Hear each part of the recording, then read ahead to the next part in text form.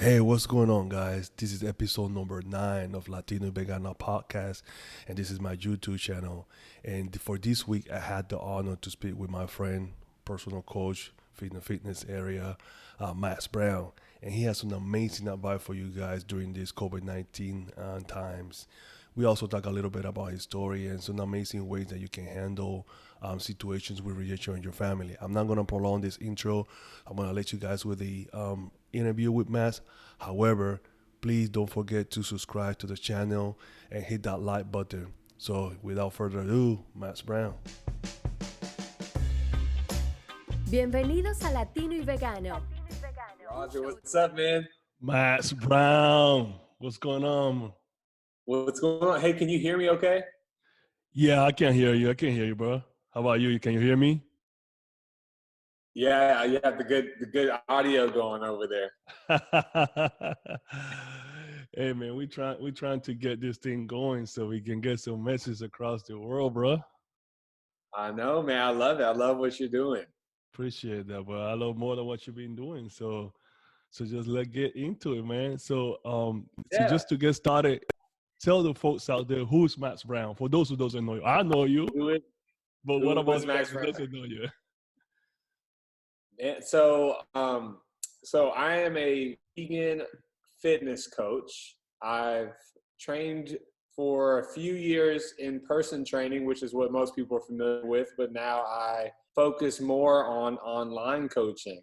So I'm able to reach more people across the world. So I help people get in shape on a vegan diet and teach new vegans how to even go vegan as well. So that's really what my specialty is. But yeah, I'm an online fitness coach, and hopefully someday I could say a serial fitness entrepreneur. But for now, we're going with fitness only coaching. Awesome. Hey Matt, so how do you got into fitness and coaching and training? Tell us a little bit of that background.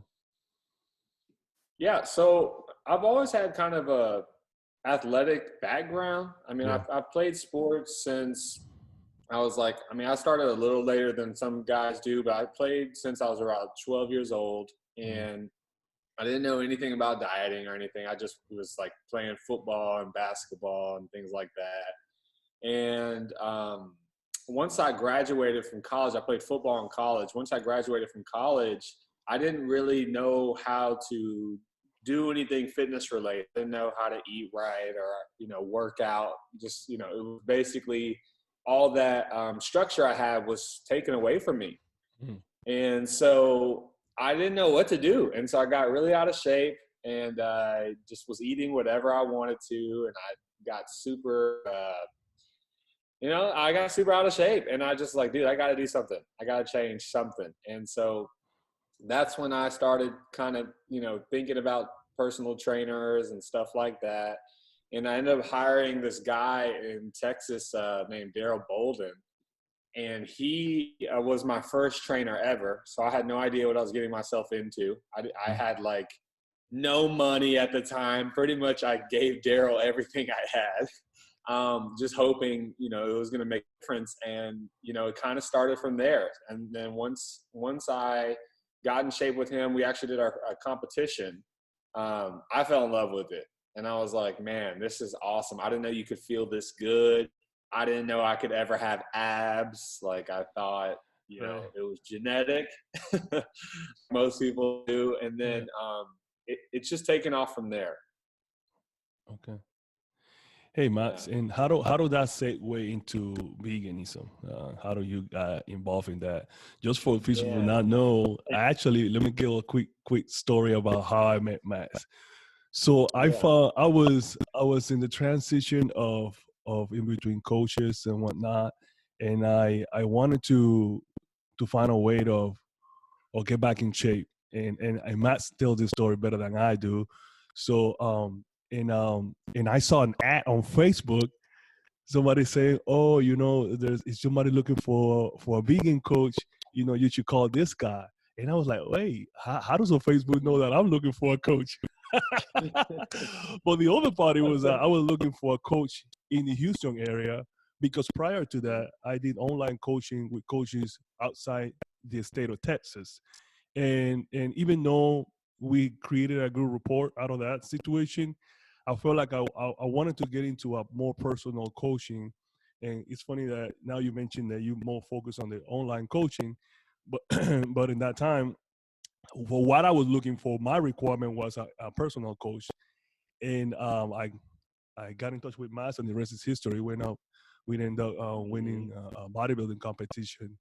But I just wanted to tell that quick story, and then later on find out that the person that posted the comment was Matt's mom. So so that'll make even cooler. That so that's funny. yeah, She's a good advertiser. Yeah, she did. She really plugged you in, bro.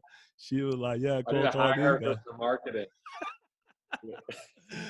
Anyway, so you were saying about how do that segue your whole transition from finding out your passion for coaching into now turning that into also coaching people in the vegan lifestyle, but then you changing your lifestyle as well. Yeah, that's a good question. And I'll try to break it down into almost two different questions. So I guess the first part is like, how did I go vegan or decide to go vegan? Right. When did all that kind of happen? And really, it's something I thought about since I was a kid. Like something always felt off. I was always questioning like the whole concept of it. But when I was a kid, there was no social media. There was no like, it wasn't like it is now, like where everything is so connected. And so a lot of times, I would say things to my friends. Like I remember even when I was like, had to be like 8 years old, maybe, there was like, we went to this, it was like an event with all these pigs and stuff there, like some country stuff. I don't know. And it was like a field trip. And I was just thinking about it. I was just like, this doesn't feel right. But when you're a kid, you kind of just, blow it off or whatever. And so then when I was in high school, I tried to go vegan my senior year in high school. And I was the only person, like only guy in my freaking school, probably my football team for sure.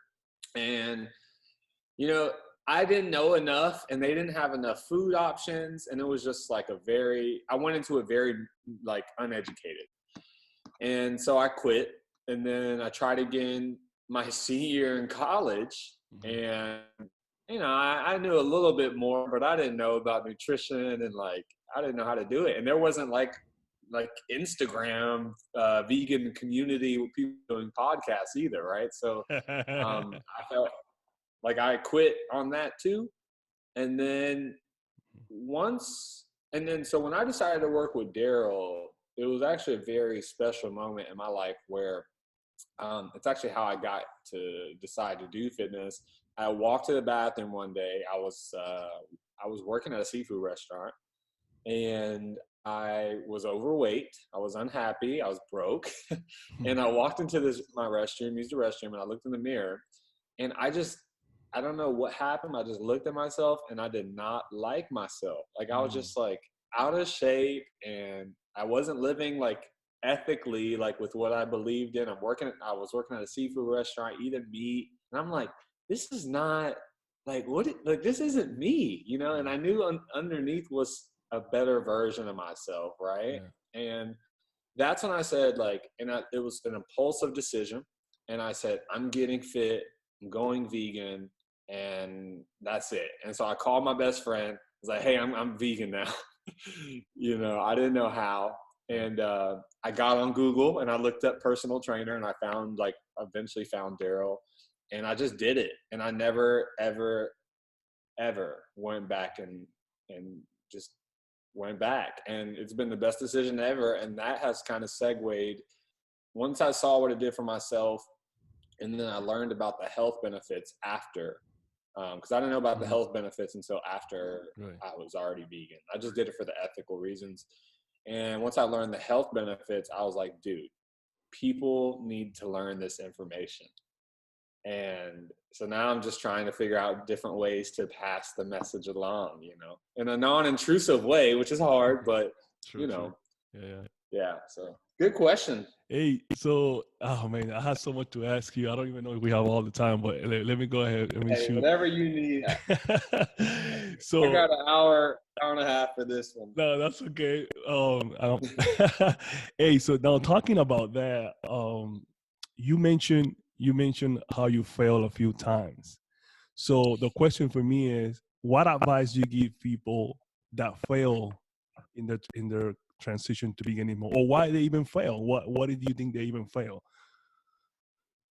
Yeah.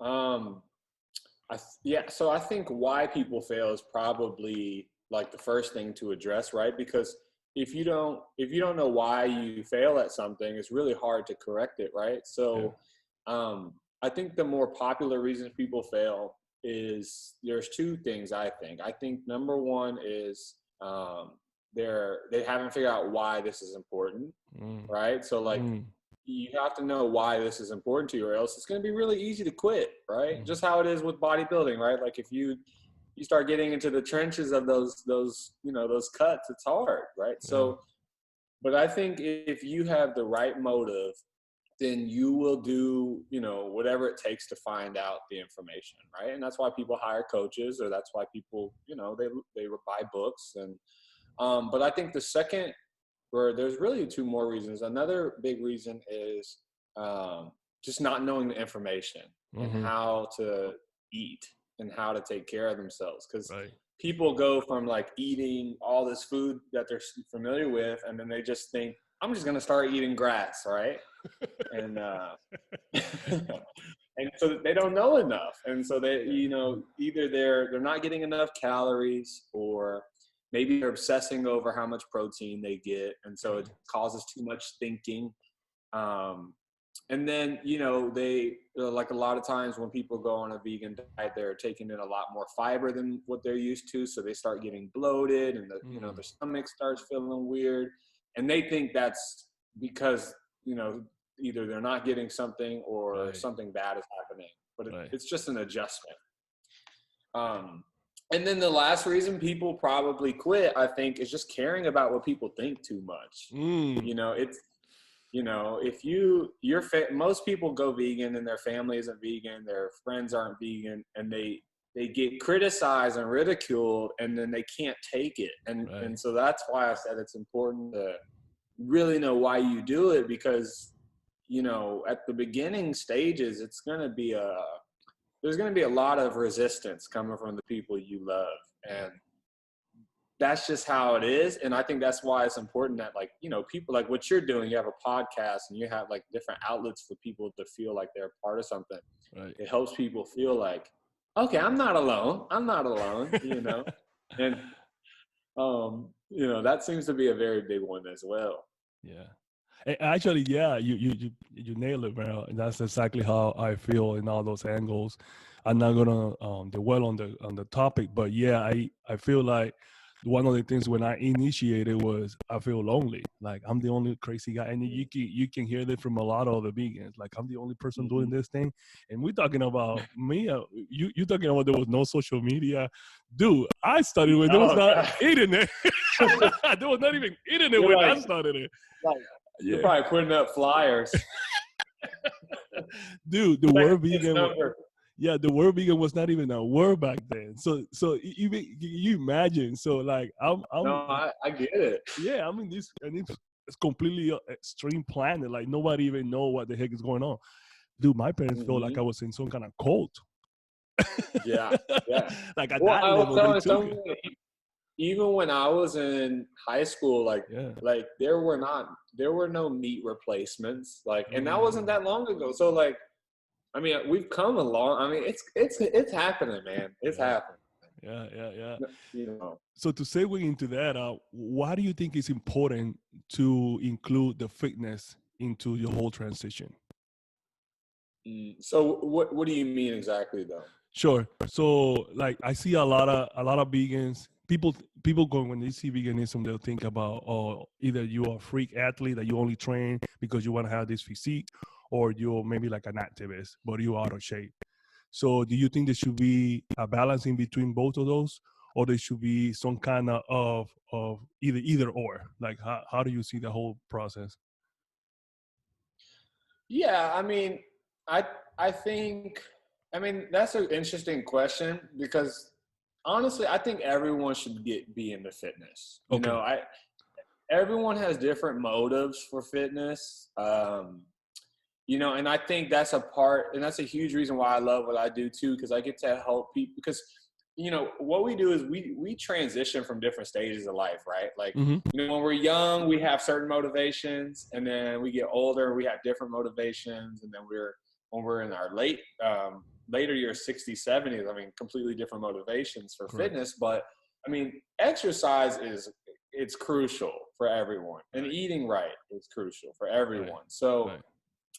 I think what a lot of people do is, and it's really hard because of social media now, but I think a lot of people, you know, they they are so focused on what other people are doing that they don't create their own relationship with fitness, right? Mm. So like I've gotten on phone calls and people are like, "Hey Max, like, you know, I don't want to look like a bodybuilder." First thing they say, and I'm like, "Hey, no one said you had to be a bodybuilder except you. So, you know, if you're comparing yourself to me, that's stupid because like that's not my job. My job is to help you get better in whatever way that is, right? Right. So, I think, you know, for me personally, and you're a lot like me, you know, I used fitness as my way to, you know, show people like, hey, vegans are not these weak, scrawny people, but it's a way of being an activist without, you know, causing all this conflict around you all the time. Because, Yeah. you know, what I call real activism, like the outspoken, I can't put myself under that amount of stress every day because Right. I would have nervous breakdown. So fitness is to me a positive way to encourage people to think about being vegan Right. and also just take care of themselves in general, you know. So hopefully that kind of answered the question. No, yeah, yeah, no, you did on point. So yeah, I agree too in the same way. I mean, there's nothing against any one way of promoting the lifestyle, but in general, fitness should be a priority for the majority of folks, right? Mm-hmm. Because you want to keep a balance between what you put in your plate and in the same way what you're doing outside, so you can balance it out. Especially like you said, the older you get in age, that starts to turn into a big priority. Probably when you're in your younger age, you don't see fitness as a priority because you're quote unquote full of energy. But the older you start getting, and if now it's like, okay, now you have to start getting in shape. So yeah, I definitely feel like it has to be put in right there, right next to each other, eating well, and also exercising. So Right. how do you help people this day and age right now with everything that's going on to stay in shape? I know you mentioned online classes. Can you elaborate on how is that working?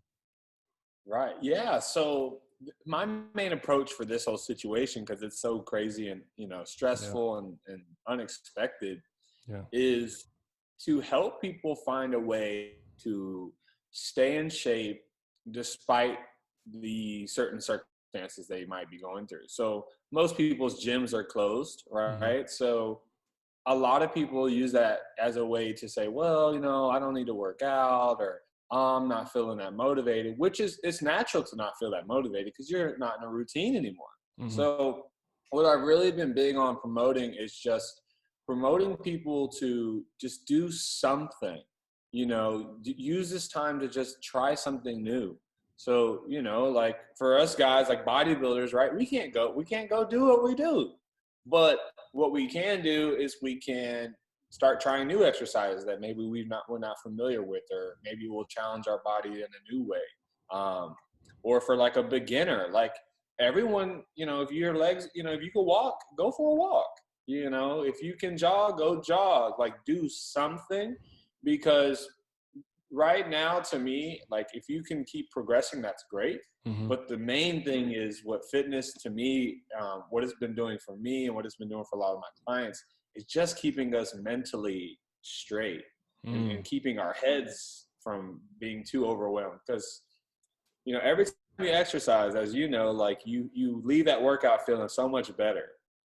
And that's what the world needs right now. People need to feel better and just be able to like unwind from all the stress, and exercise is the way, rather than using, you know, alcohol and drugs and just other things we don't need to be doing. Right. So I think fitness is the outlet, but you know, people have to be able to develop that relationship with fitness on their own, and not be like, oh my God, like the gym is closed, you know, I can't get my gains. It's like, I know, man, unfortunately that's the truth, but what you need to use it for right now is a time to keep your mind right and keep your, you know, keep your body functioning healthy. Right. So that's kind of the message I've been telling my clients. Like, you don't have to be perfect, just do something.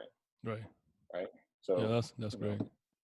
Hey, Matt, so what do you think people should hire a coach, either for training and for transitioning, you know, their lifestyle is that need to? What is important for? What is the benefit of that? Yeah. So if you look at every high performer, anybody in the world, if you look at anyone who's ever done anything, it doesn't matter if it's business, it doesn't matter if it's sports, every top performer in any industry has all had coaches or mentors. True. So, I mean, you can name anybody. They've all had mentors and coaches. Yeah. And even now, the best players in the world actively still have coaches. So I think if you're someone who is ready to take yourself seriously, and I think you're ready to make a big change in your life, or if maybe you don't need a major change, but you just need someone to hold you accountable, then I think you have to have a coach. I don't know any good coaches, even like, I mean, I've always had a coach. I still have a coach, even if it's not, you know, like some months are more intense than others, right? Yeah. Like even if I'm just coasting through life, because I need someone to keep me in check, right? And I mean, if you were to compare people who have coaches to people who don't, and not just in fitness, but in all areas, they're going to outperform those people in any industry. So I think it's important that everyone have a coach. And I would almost say, like, if LeBron James and Serena Williams need coaches, I guarantee that we all need coaches as well. So no one is too good for a coach. And I think if you're ready to really like take your life to another level, or have someone help you reach a goal, then it's just critical. You have to have a coach. Yeah, I totally agree. I don't think no matter what you do, once you embark, you have to have a coach. Even when I started my journey as a vegan, I had a mentor, right? Because I didn't know what I was getting myself into. And same way, you go to school, you're gonna learn a trade or whatever it is that you're trying to do. You always find someone that is gonna help you through that journey. The key is to find the right person or the right fit, right? It's like any relationship, right? Well, and just to go on top of that, I mean, so one thing a lot of people do is so we live in a very like quick fix society. So most people want to pay, you know, $20, $50 for an ebook, or a waist trainer or something like that they can just buy, and hopefully it just gives them that instant gratification and instant results. True transformations take time. And that's what's really, you know, hard sometimes being a coach is, you know, if you walk to a mall, you know, that person can take out $150, $200 and buy that item that they want. Well, I can't hand anybody an item in exchange. I can just tell them, hey, you know, this is what you're gonna get, but it requires effort. And we, in our society, not everyone likes to apply effort, right? So I think a lot of people's fear is, well, what if I get a coach and it doesn't work out? But that's the wrong attitude to go into it with. You should be going into it with, this is going to change my life, and this is an investment, you know? And so I think most people are good at investing in everything else, you know, other people, their own kids, family members, cars, houses, but not a lot of people want to invest in themselves. And so what I try to do is help people understand, like, the most valuable investment you can make is an investment in your own self. Because if you could take, if you're willing to work on the person that is going to go out and take care of those kids and go out and be that husband or that wife, or, you know, be that employee or that entrepreneur or whatever, at the end of the day, no matter what situation that person is in, there's one common denominator in all those situations, and it's that person, right? Yeah. So that person is the source of whatever they're going to go touch. So if you're not taking care of yourself, you're probably not going to be as good as you could be in other areas of your life. So it's an investment. And I think that's one thing people need to really understand about hiring a coach, is that you're not just paying someone to give you some, you know, thing. It's, you're investing in a completely new version of yourself one day, you know. And the hard part for people to understand is it takes time. And I think that scares people because they don't want to fail, but that's the wrong attitude. You got to go into it thinking, dude, I'm about to change my life, right? So good. Yeah, I mean, that's a really good point in question. However, failing, whatever you consider failing, is not a bad thing. You know, you can take it as a learning experience, right? I mean, exactly. It's like I was telling this story quickly that when I did my first show, I placed fourth. Dude, I was pissed off, and you and I talking, you would be like, you better be pissed off, because that would motivate you to work harder for the next show. But I was pissed off because I lost to my standards, and I don't want to consider oh, you did well, you placed fourth, you top five, you know, you like you said, you want to go on and compete, but that's mean that you should not, quote unquote, quit on the first shot. You should just go back to the training and keep training until you get it. So it might take you 3 times, it might take you 4 times, it might take you 5 times, it might take you 2 times. The only reason why I was pissed is because, and I never told this story, is because that day a girl bikini her first show, she won pro. And I was like, "This no," and you know, this kind of thing happens, man, right? Yeah. So her first ever show, this girl shows up on stage, boom, she won pro that first show. But guess what happened? Her second show, she was so confident in that show, she went and do her second show that same year as a pro, and she never even placed. And you see what I mean? So I'm like, okay, what's wrong here? So that made me think like, okay. So I was like, why but something like, there's even like some beauty in that, because I think you can even go deeper in that and say, like, I think that's probably a flaw that a lot of people have, is like, you can't base your own value and confidence on how other people perceive you, right? Like, you can go on that stage and be the best person up there, and like, you could get third.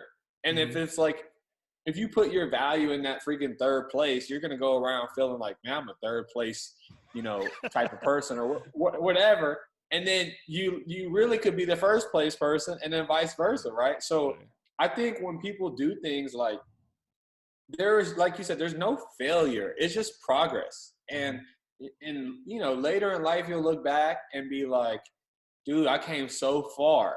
But that's only if you start trying today, right? That's only if you actually go for it. You don't want to look back and not have tried anything, and there's nothing, you know, you didn't do anything. So like, take that third place, fourth place, and then look at it and be like, whatever. Like, and then you go get that first place like you did.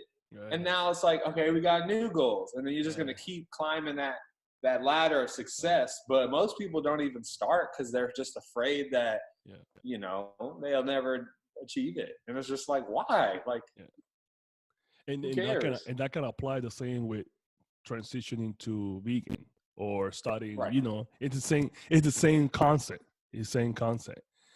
Hey, Mats, we've been talking about the power of the mind, but I want to also elaborate, or you to tell the folks about why it's such important for us to meditate. I know you're passionate about this, so I want to hear about this. Well, man, meditation. So I guess I should give probably some background, huh? Okay. So, I mean, I've always been like super into, I've always had like a chip on my shoulder. I've always been like a very, I want to succeed kind of person. big goals, big dreams, like always trying to get to the next level. And I think that's crucial. I think a lot of people should have that, or else we wouldn't be moving forward as a society. But I think I had got to a point in my life where I was constantly anxious. Like I was just always anxious. Like I couldn't relax. I didn't know how. And, I was succeeding and other people would be like, hey, you're doing great, this and that. And in my eyes, I mean, like I saw the progress, but I always felt stressed. And I had a buddy, and he's a really successful entrepreneur, and his business kept growing like crazy. Like he was going from like $4,000 a month to like 40 in a month, and then one time he hit like a 40 in a week, and I was just like, what is happening? So I messaged him and I'm like, dude, what are you doing? Yeah. And he told me, he was like, honestly, I started to, like, he basically said he slowed down and he started meditating. And when he would go within his own mind, I guess he was able to conjure up ideas that you can't really, you don't give yourself enough time to think about when you're constantly moving. Like when you're constantly moving, you don't really get time to like think, right? Like you're just kind of reacting and going. And so I was like, dude, I know I'm working hard. Like, I know I'm doing everything they're telling me to do, and I just had to sit down one day and just be like, dude, I need to chill out and just like relax and think. And at first my intention was to like, maybe this will help my business. And then I started doing it and I found myself feeling a lot more calm. So I was like, man, maybe this stuff works. And so I did it once, and it's very awkward if you've never really done it. Like you're like sitting there and you're like, should I be sitting like this? Like your ankles are hurting, like different, you don't know what you're doing. You're like, am I doing this right? Like, and you just keep doing it. You just got to keep doing it. And eventually I just noticed that my anxiety and my stress was pretty much gone. And I noticed that when I don't do it, it goes back up. And I was the type of person, once again, as a high performer, like a achiever type, I always was like, I don't have time to meditate. Like, cause I need to be working on something else. I need to go do something else. And I noticed that when I didn't do it, I would have anxiety throughout the day. So I had to make it a priority to say, okay, I need to meditate. Like it has to become like a must, almost like the same way that you would, have anything else that you need to do. That's a must, right? So once I started doing that, I did find my anxiety went down. And anxiety and stress and all that stuff is the main reason most people are, not in shape and not healthy and eat the way they do. And you'll start to correlate most health issues to stress, right? So when I realized all this, I was like, wait, everyone should be doing this, but it's a very foreign concept to many people because it sounds like people think meditation is almost like a religious practice. It's not religious, right? It's a very simple, practical thing. But if people are not familiar with the concept, it comes off sometimes as very like mystical and, right. and stuff. I hear you. Yeah. I hear you. Yeah. Like you're not praying, so you're doing something else. So. Yeah, you're not doing anything. You're chilling. Yeah. Hey, Matt. So going back to the health aspect of it, what's your take on the protein and B12? Because I know a lot of vegans have question when it comes to the protein intake and the protein, vegan protein, and then also on the B12. What's your point on that? Yeah, so we can do protein. So protein, man, this is just such a deep question, Roger.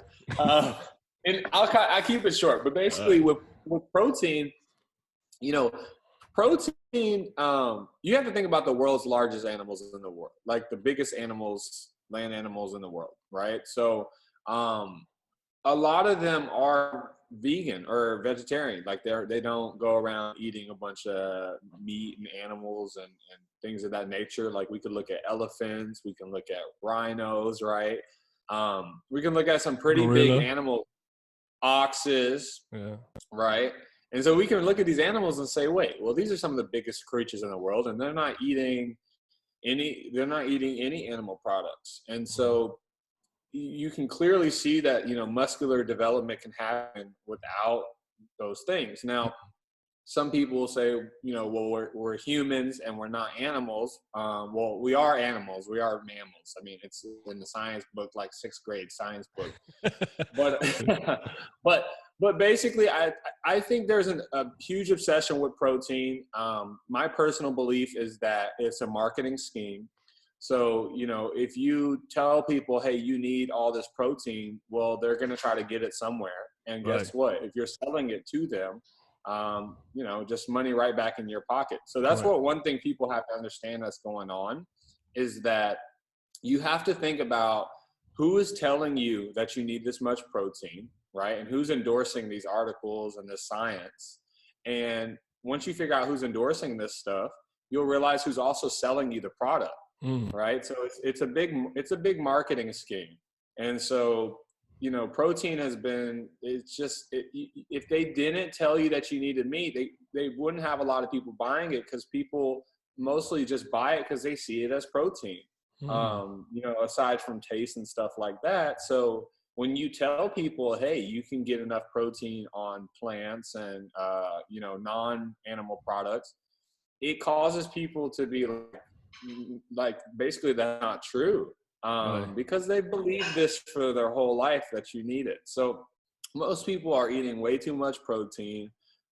It's putting way too much strain on people's kidneys and livers. You know, it's not the most essential nutrient despite what people think. You know, carbohydrates are always going to be more useful than protein. And you know, if you dig deep into the research, I mean, your average man and woman don't need more than, you know, 80 grams of protein in a day. But it's just been so shoved into our faces since we were kids that it takes a lot for people to understand that concept, right? And so most people have way too much protein in their diet and not enough micronutrients. Now, bringing up micronutrients, that's where the B12 comes in. So, you know, they have vegan forms of B12, but I think what the real problem is, you know, and not to kind of go away from your question too much, but the real problem is people try to use these very small reasons to not be vegan. So let's, you know, at the end of the day, it's like no one was talking about B12 before you went vegan. So why are we suddenly having this obsession over B12 and iron and all these other things? It's because it's a cop out. It's a way to avoid the real question, which is why are you not vegan yet? Yeah, and suddenly people will become health experts. Yeah. So, you know, you can find, if you want to be informed on B12, you can literally go on Google right now and type in vegan B12 supplement. I mean, and ideally, like I don't take a B12 supplement and I have had no health complications. So it becomes this thing where I don't really know how much of it is actually true versus, you know, the science. I mean, it's just, I think once again, it's a way to just have a reason not to be vegan. I just think that's my take on it. I could be completely wrong, but I just genuinely feel like no one's talking about B12 until you tell them to go vegan. And suddenly everyone knows everything about, you know, B12 and soy and like iron and just all the shit. I don't know if we can cuss on here. No, but. yeah, you can. You go ahead, man. This is All right. you can say whatever you feel like. Yeah. Just be you, yeah, man. Yeah, I totally agree with you in the sense because like I've been having this conversation about B12 for almost 20 years now, right? And then first of all, when I started it, they told me well, B12 stay in your system for at least for a decade, for at least 10 years before, quote unquote, you start going low on B12. So I'm like, oh, okay, so I got 10 years to figure that out at some point, if that is true or not. That's what I was told, right? Right. So, and like you said, I know people that have omnivores or carnivore diet, and they lack on B12. So they have to inject B12 on their system so they can have quote unquote energy. And I'm like, what's going? This is true story. Like I met girls and guys that be like, oh man, I'm low on B12, so I'm gonna go have to do it myself. I'm like, hey, you guys sound like junkies. What's going on here? You know what I mean? But at the same time, I feel the same way, that I think it's just a myth or some kind of thing to kind of downgrade veganism and say, oh, man, you guys are lacking on this. That's why you can't be a complete diet, because you're lacking on B12, so you have to supplement it. How many supplements they have in the regular diet too? Well, you have to think. I mean, here's the shit that no one talks about, and I'm probably going to be like at some point the person to just go off about it all the time. But here's the reality. Okay, so you have 3 tiers. Okay, you have the government, you have the animal agriculture industry, and then you have the pharmaceutical companies. Okay, now animal agriculture and pharmaceutical companies are the top 2 industries in the world from a financial position. Right?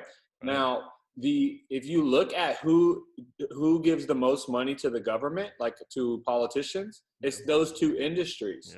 So essentially what happens is the government is funded by the pharmaceutical companies and the animal agriculture companies, which is meat companies, dairy companies. And the politicians are not going to cut off their primary source of funding or income. Right. And I'm sure there's other deeper ways that you could go with it. I'm sure that, I mean, you start taking people's money away from them there. I mean, you could talk about death threats and all that. True. So this is what happens. So the meat industry basically says, hey, we are going to get people sick. Okay. For you pharmaceutical companies. Okay. You're going to issue out your medicine, which isn't going to help them, by the way. And then you continue to write articles to tell them that the things they need are the things that are actually going to get them sick, which is the animal products. Right. Okay. Now the people are sick. They're going and paying all this money for these surgeries, these diseases, these viruses, like all this crap. They get money, and then they fund the government and say, hey, keep it legal. Don't put us out of business. And once again, those same people are going and buying the product. It's just a huge fucking messed up cycle. And people don't see it like that. And so, I get into this with people every day, but like literally heart disease in America alone, every 37 seconds, someone dies from heart disease. So since we've been on this, over 100 people have probably died. And no one can, like, you don't ever hear people talking about it, right? But it's like the minute you bring up eating vegan, you're extreme, and it's just like, are you fucking serious? You're gonna die because you don't have B12. I mean, so I'm extreme for not eating something, but having someone, load me up with meds and perform surgery on me is not extreme, and that's the world we live in right now. And so it's crazy. It's crazy. It's insane.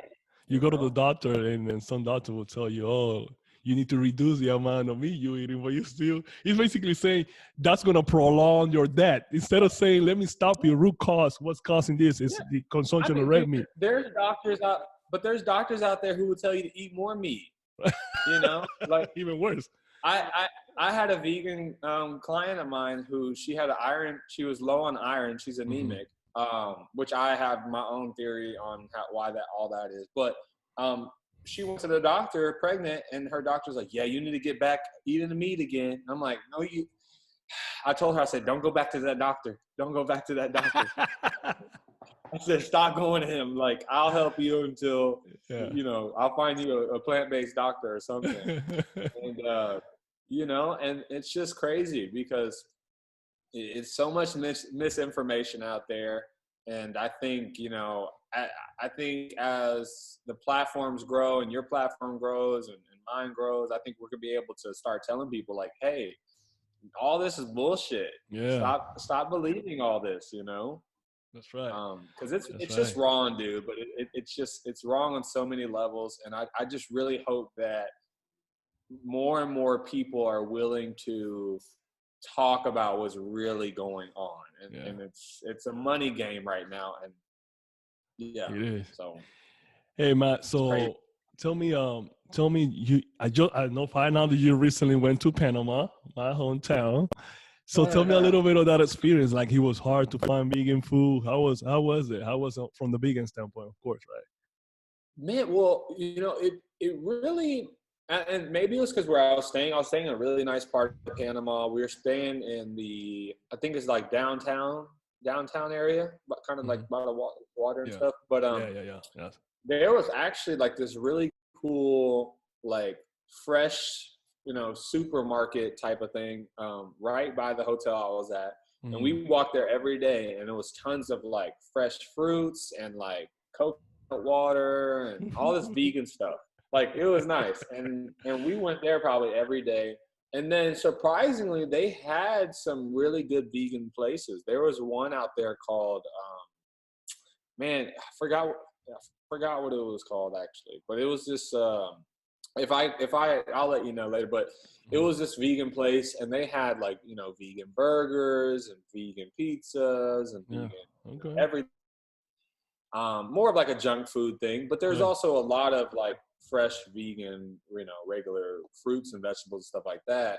And then the people like were very like accommodating and normal about it. They weren't like freaked out or, like some people weird about it. But yeah, I love Panama, man. Panama, like I used a little Spanish I knew out there. I felt kind of cool. So, it was nice out there. I do love Panama. I want to go back. Do you feel like a local? You gotta look local. I think 2 more weeks and I probably would have felt. I would have felt pretty local, That's awesome. No, it was cool though. It was cool. That's the only Latin American place you've been so far? I mean, I've been to Mexico. I've been to Honduras. Okay. Yeah, there you go. Yeah, I've been a little, I see. And I'm learning more and more Spanish. So. Okay. But Panama's awesome.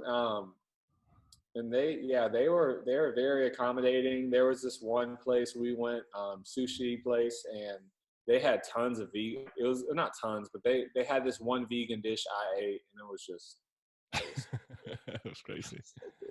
Yeah, it's a big change from the days I left. But I'm proud that now the movement is taking off. So, and I'm glad, because you don't want things to kind of stay stagnant, right? You want things to progress, especially when it comes to something so healthy. I know it's heavy mostly on the plant-based side, the healthy side, and I'm okay with that. But because at least it's moving forward. Now I see that there are more influencers also. There are plant-based coaches and trainers and all these things. So it's great. Actually, this week I'm gonna be interviewing a doctor. She's originally from Panama, but her name is Dr. Jamie, and then she's Panamanian, but I guess she started here in the U.S. for so many years, and she's focused on mostly plant-based. So I'm gonna have the opportunity to talk to her, and I'm gonna have a lot of questions, and hopefully we can have that coming. I like that, because one thing I will say is I've noticed that a lot of like Hispanic people that I meet, they have a fear of going vegan because there's a very there's a lot of tradition and culture in Hispanic diets around meat. And so one of the fears I hear a lot from people is just like, what, like is really like not just so much knowing how to transition this, like how to deal with it socially with their own family, because they don't want to feel like they're disrespecting their family, and they also don't want to feel like food is huge in Hispanic culture. That's where they bond, right? So I think a lot of people struggle trying to have the courage to say, hey, I'm not eating that anymore. And I think that's why it's very important, especially with what you're doing, is for you know, Hispanic vegans to like band together and educate their families, because I see, you know, it's all the time where it's a lot of meat, a lot of, you know, carby stuff and bready stuff and stuff like that. And not really a huge focus on vegetables and fruits. And so I think that, you know, what you're doing is powerful, because if you can talk to, you know, two different worlds essentially and connect it, I mean, yeah, exactly. it's I gonna agree. be, Appreciate it. Yeah, and you're totally right. Like food for like Hispanic, it's mostly like it's like kind of like going to a club or going to, it's like a social event. Like people bond, like you said, over food. Like when somebody invite you to their house, it's not like just like, oh, welcome to my home. It's like, hey, here's a plate of food. Like food is like, when I'm giving you food, you better take it because I'm giving you my whole. You know what I mean? So that's how deep it is. So that always been an issue, a struggle for a lot of vegans, especially and on the other aspect is that most vegans, most Hispanics, they live with their parents for a long time. Matt, you could be like 40 years old and you're still living with your parents because you haven't gotten married yet. So when you get married, getting married is when you like cut that umbilical cord and then you branch out. Otherwise, you stay with me, right? And it could be a lot of other factors like economy-wise, because people don't have the resources to, you know, there's a lot of other issues that we can probably talk in a different conversation. But long story short, yes, food makes a big aspect of it, and that's the reason why a lot of them struggle to just be able to like, well, if I'm living with my mom and I tell my mom that I'm vegan or my dad or both of them, and then they're buying all this meat, what am I supposed to eat? You know, so they struggle with that a lot because their parents are trying to, you better eat this because this is what we have, right? And they're like, I don't want to eat that. So it creates conflict. So they struggle. So a lot of them go back to eat meat again, and then they wait until they graduate. So it turns into an issue. So I don't really have an answer for that yet because I struggled out myself. But I hold my ground. I hold my ground, and I was like, nah, this is what I'm gonna do, and I'll learn how to cook. Eventually, I took off, but I don't know how a lot of kids will do it. You do? Okay, help me. I mean, I'm a little. I have, you know, I grew up with a small family, and so sometimes I can, you know, I do have to be empathetic to how people were raised and grew up. I also, you know, in my family, I've seen my family separate sometimes just because, you know, every family has, you know, a bad bunch, you know, but one thing I guess that I've always noticed is that I guess I always thought is that you always need to be true to yourself regardless of, you know, and do what's right regardless of what the consequence may be in terms of other people. And I think at some point, you know, I get it for the younger generation, like if there's 15-year-olds watching this or like maybe even an 18-year-old. But, you know, when you're in your 20s, you're in your 30s, you're in your 40s, whatever your age is at after that point, you have to be able to say, hey, you know, this is what I believe. And you know, we can either choose to coexist with this idea, but I don't want to hear anything about this from you. Like, and that's essentially what I did to my grandmother. So I used to go to her house a lot, and every time I went over there was always a comment being made. It was just always it wouldn't be huge, but it would be just enough to kind of irritate me. And I told her one day, I said, hey, I don't know how I got the courage to talk to her like this, by the way, but I said, hey, look, if I keep coming over here and you keep saying stuff like this, I'm going to stop coming over here. And let me tell you, she stopped doing that real quick because I stopped taking it, you know? And I told her, I said, look, I'm not coming over here and ridiculing you. I have not talked about your diet. I'm being nice about it. So please just let me be this way, you know, because at the same time, you don't want to be a vegan who's you can do whatever you want, but I don't want to be a type of person where I'm going and like ridiculing other people because they're just not educated, right? So if I'm willing to deal with you where you're at, you know, and let you live and be you, let me make my decisions for myself as well. And I think that's where a lot of people need to come into is realize, look, okay, I'm going to be vegan. And I'm in, you know, this is my way of life, but I think what a lot of people do and where they go wrong is they start trying to convert the whole family. Oh, okay. And then there's a lot of conflict. True, it's true, like, true. you got to lead by example and only by example, because if you make people feel like crap about themselves, then they're going to, they're going to always have something to say. You're not going to win that battle ever. Yeah, I agree. That happens to me. You maybe. Yeah, it's hard. It's hard. It's a hard position, especially when you love people and you want the best for them. Exactly. Like I saw the light, dude. Like this is working. Like why I'm gonna give it a try from you. Like I can able to inspire that person outside, but why my own family, don't see what I'm seeing. So it's tough in that sense. Yeah. So Matt, where can people find you? What's your social media? Where are you? So on Instagram, that's usually where that's probably the best place to find me right now. Okay. And it's literally at the Vegan Fitness Coach with no spaces. Just at the Vegan Fitness Coach. Okay. And then easy. You have you are also open for new clients. How you have new client spots available? Yeah, so I have an application process that people go through just to see if, it's a good fit for them and me. I want them to feel comfortable and I want to feel comfortable. But you can go on my Instagram and there's a link in my bio and you can just fill out the link and then I'll reach out to them, do a text message, and then we'll set up a time to chat. Perfect. Okay, so I'll link the social media, the Instagram account on the description, and I'll plug it in my website and in my social media as well. So that way you can go straight to your site. Matt, it's been great, my friend. Appreciate the time. Gracias por tu tiempo. And thank you. Gracias. So anytime. So we appreciate that. And yeah, man, have a wonderful day. Thank you so much, man, for the time.